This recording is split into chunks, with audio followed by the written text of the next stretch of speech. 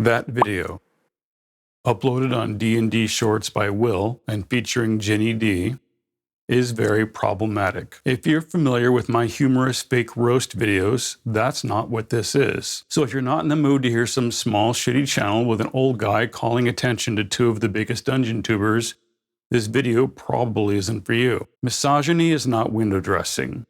It should never be exploited or used as a political football, and should never be trivialized as some prop for YouTube clicks. Misogyny is a real social ill that has been the source of abuse towards women throughout nearly all human history, with few exceptions. Misogyny continues to inflict horrible physical, psychological, and economic harm on women around the globe to this very day, and is unfortunately far from going away. Right now, at this present time, the rights of women are being peeled away at a far greater rate than in any time in my life, and that's why I feel I need to use my voice. I hope to do so respectfully and with compassion. This should be a teaching moment, because I believe in the strength of community. Will's video, in my opinion, misrepresents an article from Dragon Magazine issue number 3 as the original rules for women in D&D. I can't help but feel that he, a grown adult,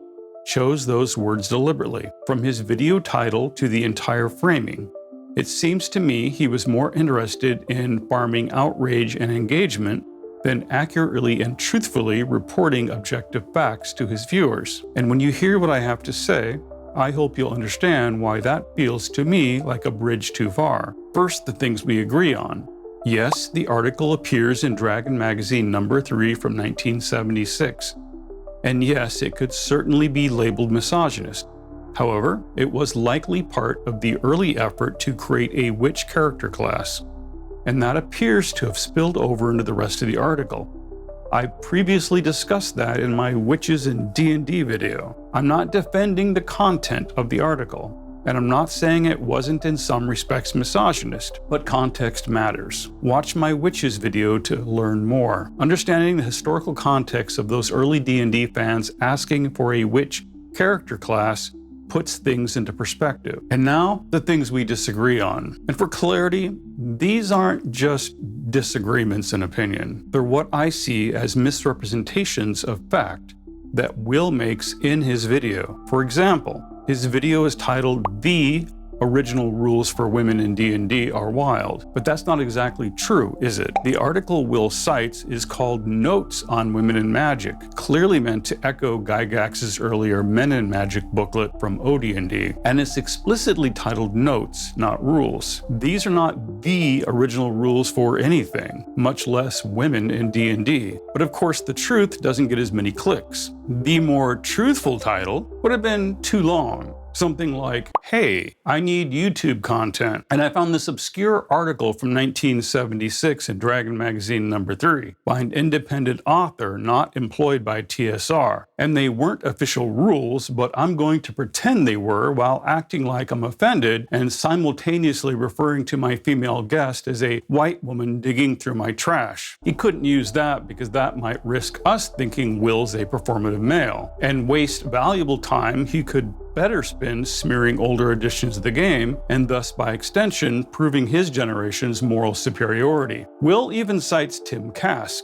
which makes it even stranger, because Tim Kask, Dragon's first editor, has repeatedly stated in interviews that nothing in Dragon was official unless marked as such. Yet Will's exact words at the start of his video are, "One of my favorite things to flick through is the old Dragon magazine launched in 1976, which contained official expansions to the core Dungeons & Dragons rules." That's his setup for the Women in D&D quiz with Ginny D. If Will is as familiar with Dragon as he claims, then by his own admission, he should know he's potentially misleading his audience. Again, Tim Kask was clear. Nothing in Dragon was automatically official unless it carried that label or Gygax's byline. And importantly, the article in question was not official, despite Will's implied video narrative. We could also quibble over Will's calling OD&D First Edition, but that's the least of my concerns and only derails this important discussion. While that label isn't technically incorrect, it feels like another attempt at oversimplifying in a way that risks misleading his audience. I don't know for sure, that's just my impression. What I do know is the entire premise of Will's video is based on misrepresentation, and I have to assume that's intentional. That assumption is what made this video necessary. Truth matters, especially when you're influencing young minds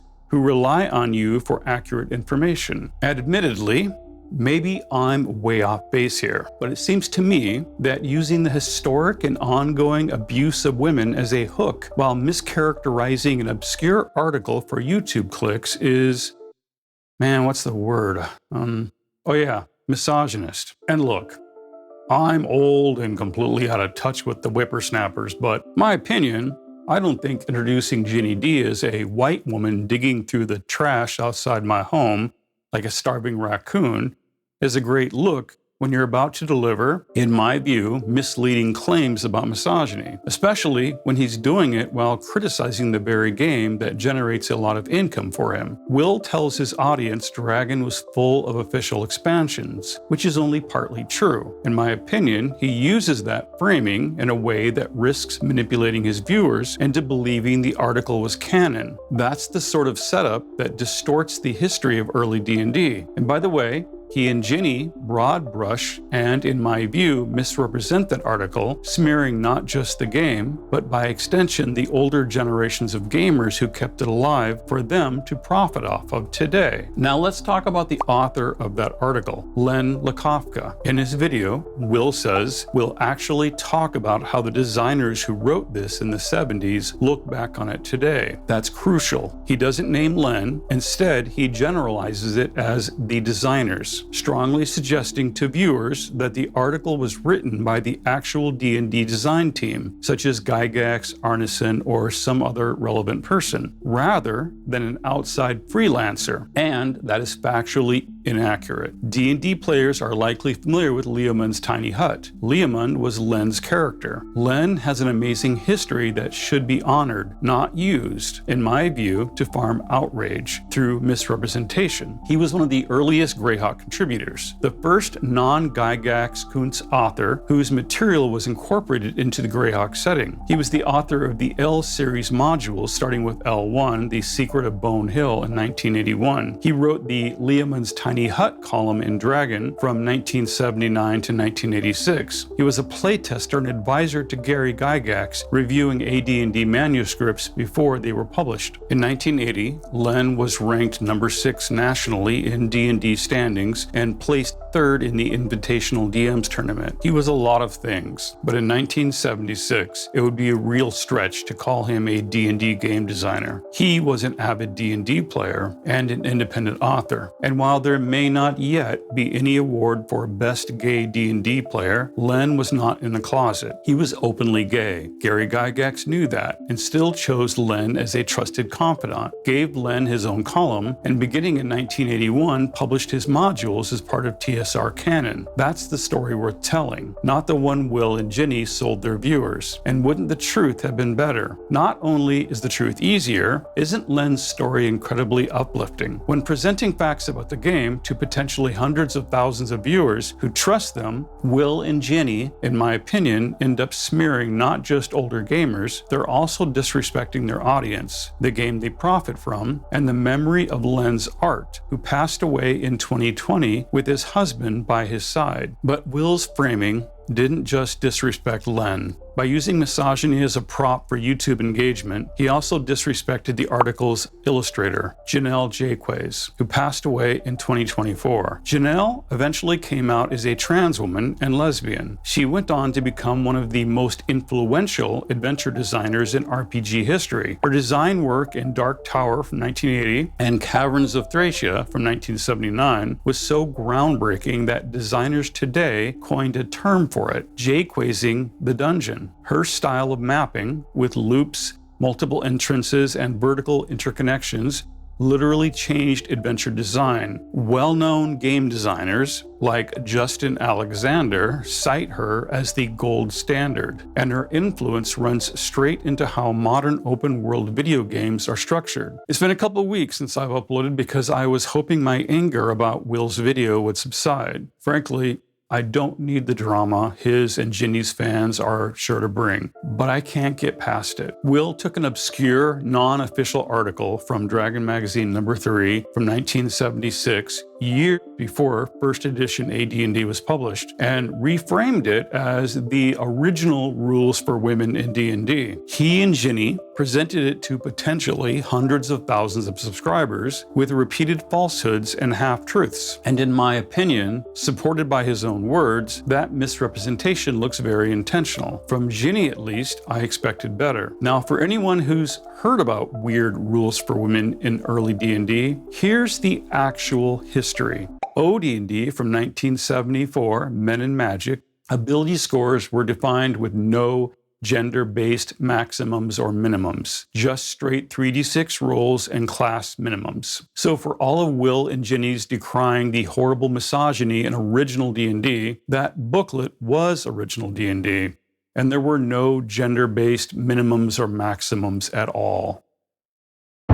Then Greyhawk, for OD&D Supplement 1, 1975, introduced exceptional strength, 18 percentile die for fighters, but did not mention gender-based limits anywhere in the strength rules. The strength table is there, percentile strength is there, but no gender caps. Then 2 years later, after the original rules for D&D were published, comes Dragon Magazine #3, October 1976, by independent contributor Len Lakofka, his Notes on Women and Magic, bringing the distaffed gamer into D&D. That, like most old Dragon Magazine articles, was optional suggestions for this new game. It did have a beauty stat, alternate strength rules for women, etc. It wasn't core rules changes, and it predates 1E entirely. In my opinion, the article was likely, and this is important, part of OD&D's efforts to create a witch character class. That's why those weird beauty, seduction, ugly you to death rules exist. Furthermore, if you look at the OD&D stats for the Sea Hag in Blackmore from 1975, you'll see why Len likely included that ugly you to death rule. The Sea Hag's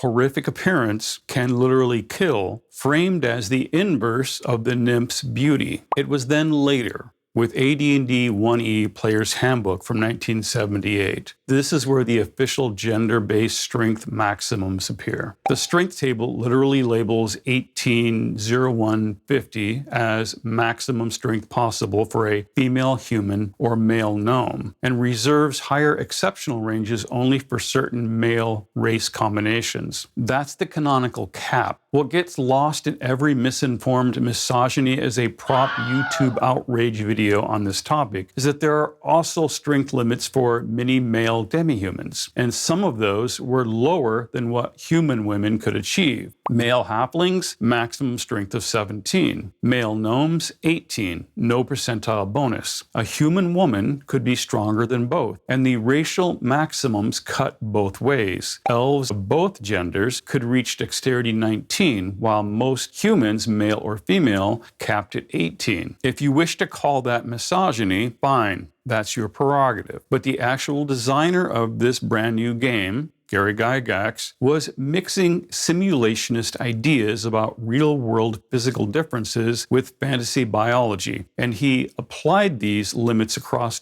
all genders and races for what he thought was game balance. I'm not defending it or saying I approve. I'm just tired of people misrepresenting facts about the hobby I love. It wasn't some diabolical scheme to keep women down. Truth is, we begged women to play. I mean, weren't we sexy enough? Wasn't the greasy hair and body odor and lack of social grace a turn on? For some reason, most weren't interested. They were hanging out with the football team instead. Huh. I wonder why. And if somebody truly believes this hobby was created by a bunch of racists and sexists, then why on earth would you want to be part of it? I don't get that. I wonder if there's any correlation between influencers pushing those claims and some financial incentives. We may never know. It's a complete mystery. On the subject of money, in another recent video, Will talked about donations to charity, saying last year we raised over $40,000 for charity. This channel is by a country mile the best community on D&D YouTube for charity. Now, that's awesome. Giving to charity is fantastic, and no one is saying it isn't. But the second you frame generosity as the best by a country mile, you've shifted the focus away from the people or causes you're helping and onto yourself. That's not charity. That's competitive philanthropy. It turns something that should be about solidarity into something that sounds like a leaderboard. And here's the part that makes this even more telling. In that same video, just moments earlier, Will tells us in the early years of his channel, he cared about views and subscriber counts for purely egotistical, cringy reasons. To me, if you know you've had that mindset before, maybe steer clear of language that sounds like you're still keeping score. Countless people give quietly without comparing themselves to others or needing the title of most generous. Volunteer work isn't supposed to be a flex, and putting your contributions above others doesn't just feel tasteless, it risks undermining the sincerity of the act. Because when giving becomes about outshining someone else, it stops being about the people who need the help, instead about your ego. And here's what really matters. Every second spent farming outrage and, in my opinion, misrepresenting facts from an obscure article from nearly 50 years ago, that's time wasted on not addressing the very real misogyny women still face right now, here, today. The abuse of women is not ancient trivia. It is happening in our workplaces, in our schools, in our homes. That deserves our focus, not some half-remembered, half-true anecdote distorted for YouTube engagement. And let's not forget, YouTubers are called influencers for a reason. It's reasonable to assume their viewers place some level of trust in them to report honestly. I can't imagine ever violating that trust. This is a tremendous honor. When that trust is abused, when truth is sacrificed for clicks, that's not just careless. In my view, it's disrespectful. It disrespects their audience, the game they profit from, and the memory of the very people who built this hobby. Criticize when criticism is due, but don't use marginalized groups in an unethical attempt to farm outrage. We're all better than that. Let me be blunt. The abuse of women is not an easy button for social media engagement. Treating it like a prop for views isn't allyship, it's exploitation. And it's beneath anyone with even the slightest degree of integrity or empathy. Don't cover politics on your gaming channel if you can't do it with respect, honesty, and integrity. And just to be clear, this isn't tone policing. It's not telling anyone they shouldn't care about sexism and discrimination. You absolutely should. If you're going to raise those issues, do it honestly, with respect for the truth and the people who place their trust in your influence. Anything less isn't advocacy, it's exploitation. Lastly, Will and Ginny have had great success on YouTube. And that's really awesome. Truly. With success, there will always be people who want to see you fail. That's not why this video exists. I'm pretty obviously not a fan of Will. I'm sure you've guessed that, but usually I ignore him and others who play loose with the facts. And I'll admit, 10-year-old me probably would have enjoyed his content. And frankly, I'm glad we didn't have an internet in the 80s to upload D&D videos, because mine would have been absolute garbage. At the end of the day, I'm genuinely happy that this hobby my generation was teased and ridiculed for has reached such widespread level of acceptance. I believe Ginny is a great ambassador for her target audience, and that's why I was so disappointed that she chose to participate in Will's framing of the facts. Just a reminder, bullying isn't cool, so keep the comments free from personal attacks against Will and Ginny. This is about the behavior. I hope it's clear there's no ill intent behind this video. It was a difficult decision to address this at all, but truth matters. Len and Janelle deserve better than to have their work reduced to clickbait, and the TTRPG community deserves better than to have its emotions manipulated through false representation. I hope Will might consider taking down his video and apologize to his subscribers. He could easily correct his framing and have an honest discussion. Truth is always better. With love and gratitude, I'm your host and friend, Atten. Thanks for your time.